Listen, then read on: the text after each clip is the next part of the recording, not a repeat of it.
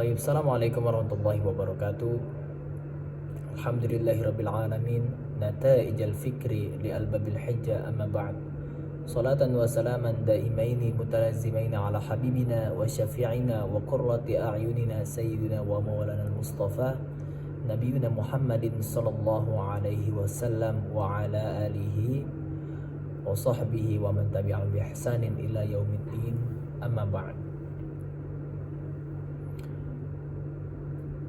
Berbicara tentang Al-Quran yang diturunkan kepada Nabi Muhammad Sallallahu Alaihi Wasallam melalui malaikat Jibril merupakan surat dari Allah kepada seluruh manusia. Pesan Al-Quran tidak terbatas pada pewarnaan kehidupan orang-orang tertentu untuk lingkungan serta kurun waktu tertentu, akan tetapi diperuntukkan kepada seluruh umat manusia.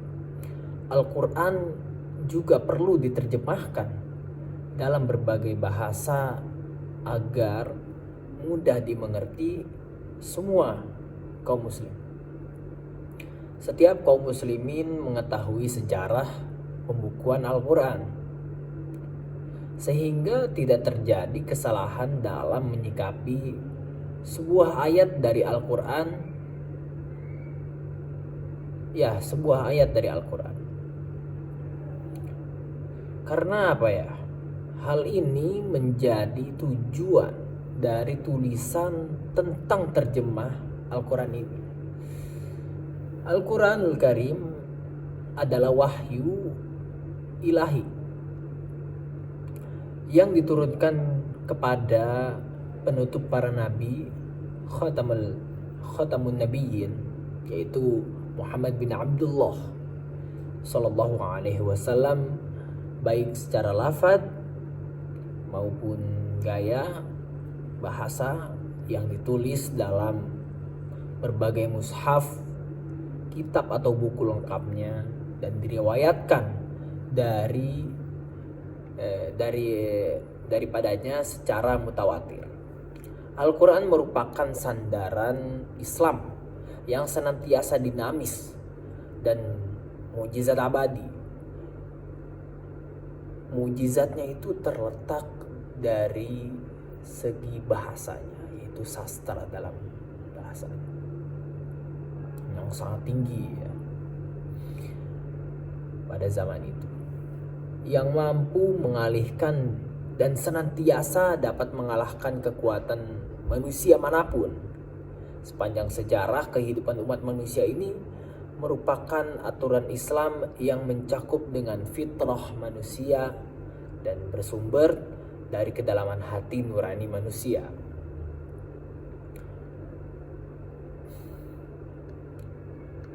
Kemudian Al-Quran Al-Karim adalah kitab Allah yang diturunkan kepada Nabi Muhammad SAW, mengandung hal-hal yang berhubungan dengan keimanan, ilmu pengetahuan, kisah-kisah filsafah, peraturan-peraturan yang mengatur tingkah laku tata cara kehidupan manusia, baik sebagai makhluk individu, kemudian ataupun sebagai makhluk sosial, sehingga berbahagia di dunia dan akhirat.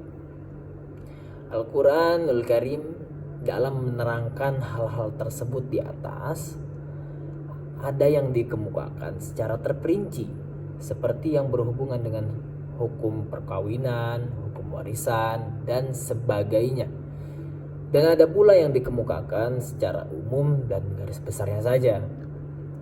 Yang diterangkan secara umum dan garis besarnya itu ada yang diperinci dan dijelaskan oleh hadis-hadis Nabi Muhammad SAW, dan ada yang diserahkan kepada kaum muslimin sendiri, memperincinya sesuai dengan keperluan, ya kan, suatu kelompok manusia, keadaan, masa, dan tempat, seperti dalam soal kenegaraan. Al-Quran mengemukakan prinsip musyawarah, yaitu prinsip musyawarah ini adanya suatu badan yang mewakili rakyat keharusan berlaku adil dan sebagainya. Kemudian ya di samping itu agama Islam membuka pintu ijtihad bagi kaum muslimin dalam hal yang tidak diterangkan oleh Al-Quran dan hadis secara qat'i atau tegas. Pembuka pintu ijtihad inilah yang memungkinkan manusia memberi komentar, memberi keterangan, dan mengeluarkan pendapat tentang hal yang tidak disebut atau yang masih umum dan masih belum terperinci dikemukakan oleh Al-Quran. Nabi Muhammad SAW sendiri beserta sahabat-sahabat beliau adalah orang-orang yang menjadi pelopor, kemudian diikuti oleh para tabi'in, para tabi'in dan para generasi-generasi yang tumbuh dan hidup pada masa-masa berikutnya. Seperti itu. Nabi Muhammad SAW sangat menganjurkan agar para sahabat-sahabat menghafal ayat-ayat Al-Quran. Karena itu banyak sahabat yang menghafalnya baik satu surat maupun menghafal Quran seluruhnya. Pada zaman sekarang di Mesir, di sekolah-sekolah awaliyah diwajibkan menghafal Al-Quran. Kalau ingin menamatkan pelajaran di sekolah-sekolah awaliyah dan hendaknya meneruskan pelajarannya ya ke sekolah-sekolah mu'alimin, maka hafalan mereka tentang Al-Quran selalu diuji.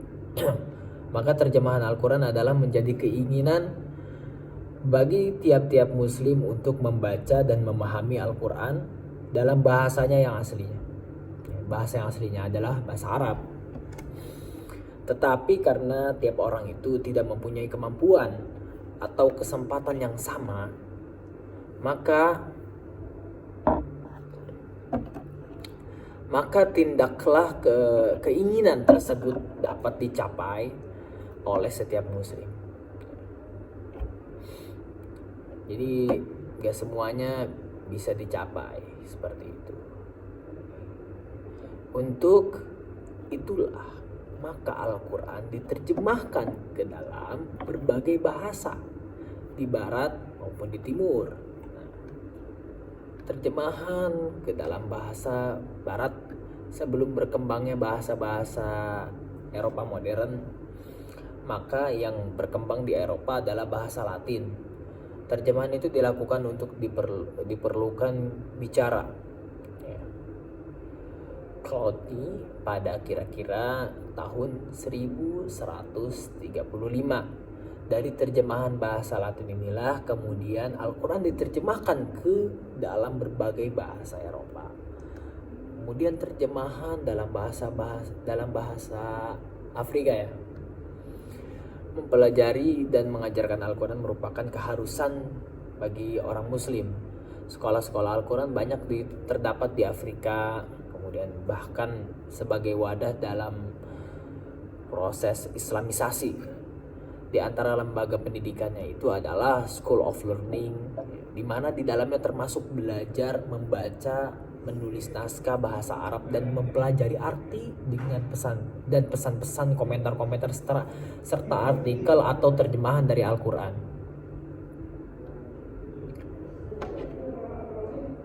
Nah, kemudian berkembanglah ulumul Quran pada zaman modern. Bahwa setelah wafatnya As-Suyuti tahun 911 Hijriah atau abad modern, itu bangkit kembali penulisan ulumul Quran dan perkembangan kitab-kitabnya. Hal itu ditengarai dengan banyaknya ulama yang mengarang ulumul Quran dan menulis kitab-kitabnya. Perkembangan ulumul Quran pada zaman modern sangat pesat karena ditenggarai dengan banyaknya pengarang dan karya-karyanya yang membahas Al-Quran sampai ilmu yang berkaitan Al-Quran seperti Ad-Dahlawi, Al-Fawzul Kabil fi Usuli Tafsir, kemudian Tahir Al-Jazairi, At-Tibyan fi Ulumil Quran, kemudian Abu Daqiqah Ulumil Quran, kemudian Muhammad Ali Salmah itu Minhajul Furun fi Ulumil Quran. Nah, penerjemahan Al-Quran itu ada yang secara umum dan khusus. Secara bahasa terjemahan bermakna penjelasan atau keterangan secara istilah terjemahan bermakna mengungkapkan perkataan atau kalimat dengan menggunakan bahasa lain. Menerjemahkan Al-Quran adalah mengungkapkan makna Al-Quran dengan menggunakan bahasa lain. Terjemahan yang pertama itu terjemahan harfiah atau khusus, yaitu terjemahan dengan kata per kata. Kemudian terjemahan maknawiyah atau tafsiriyah atau umum, yaitu mengungkapkan makna perkataan atau kalimat dengan menggunakan bahasa lain tanpa terikat mufrodat atau kosakata dan tertib atau susunan kata. Sebagai contoh firman Allah, sesungguhnya kami menjadikan Al-Quran dalam bahasa Arab supaya kamu memahaminya. Maka terjemahan harfiah adalah dengan cara menerjemahkan kata per kata, seperti itu. Adapun terjemahan maknawiyahnya yaitu dengan menerjemahkan makna ayat secara keseluruhan tanpa memperhatikan makna kata per kata dan tertib atau urutannya. Penerjemahan semacam ini itu lebih dekat kepada makna tafsir atau tafsir ijmah ya, atau umum lah. Menurut jumhur ulama, terjemahan Al-Quran secara harfiah atau khusus adalah hal mustahil. Karena dalam metode menerjemahkan semacam ini ada beberapa syarat yang bisa terpenuhi, tidak bisa terpenuhi, seperti itu. Ya. Jadi menurut jumhur ulama, terjemahan Al-Quran secara harfiah atau khusus adalah hal yang mustahil. Kenapa bisa menjadi mustahil?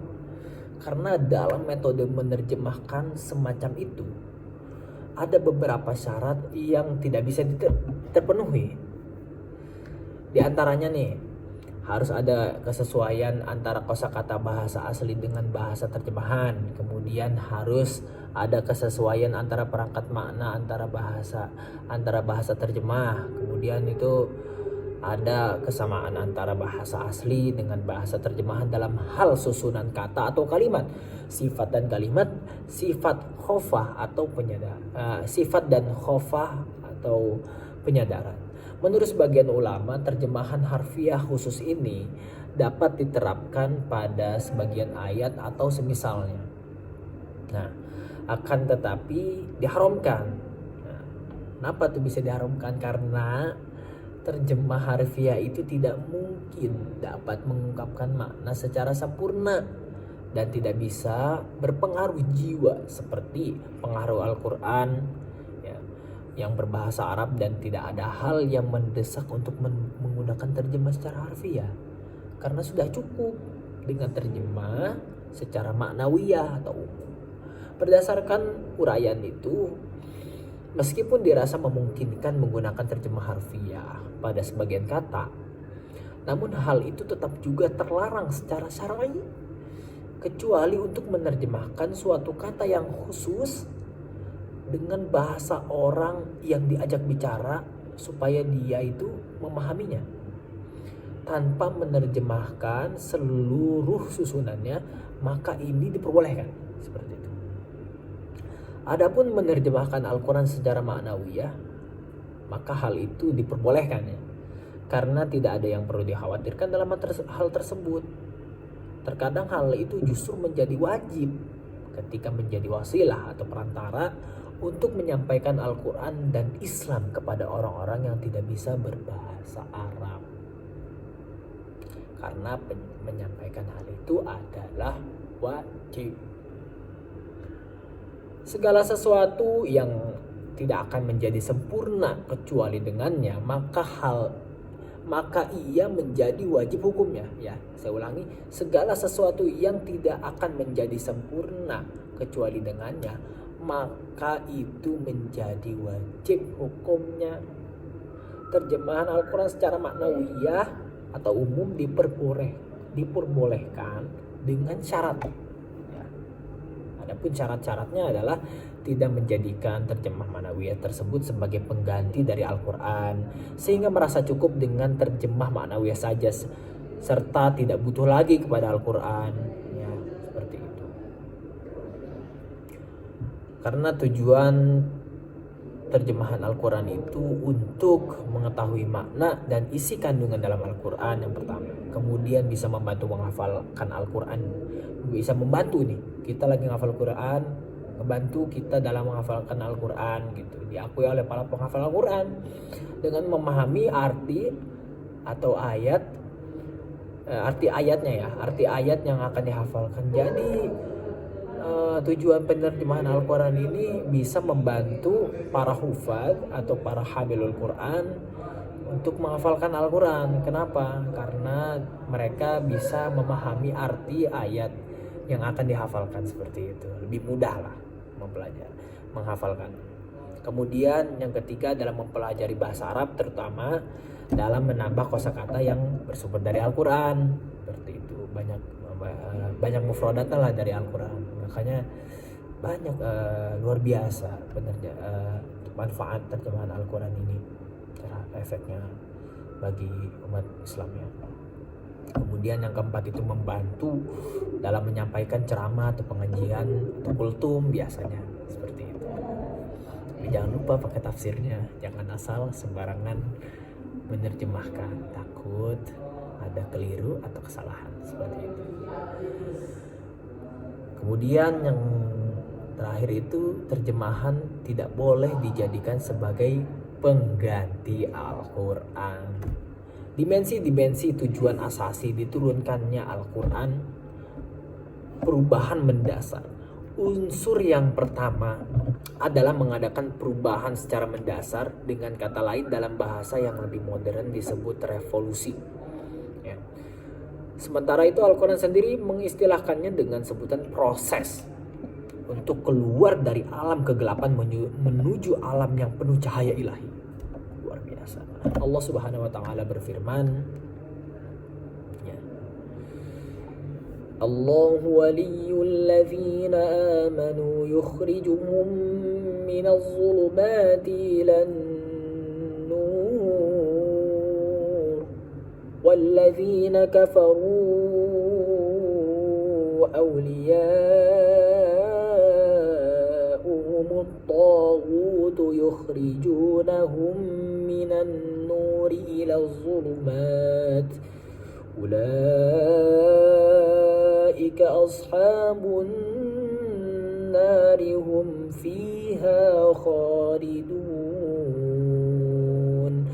ulaika ashabun nari hum fiha khalidun.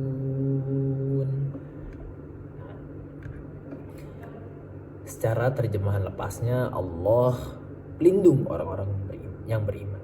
Dia mengeluarkan mereka dari kegelapan kekafiran kepada cahaya iman. Dan orang-orang yang kafir, pelindung-pelindungnya adalah setan yang mengeluarkan mereka dari cahaya kegelapan, dari cahaya kepada kegelapan atau kekafiran. Nah, ulaika ashabun nari hum fiha khalidun.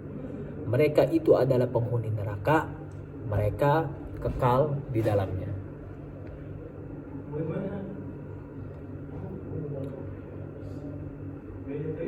Terima kasih. Cukup sekian dari saya, kurang lebihnya mohon maaf, tidak ada salah. Assalamualaikum warahmatullahi wabarakatuh. Salam sejahtera. Salam sehat.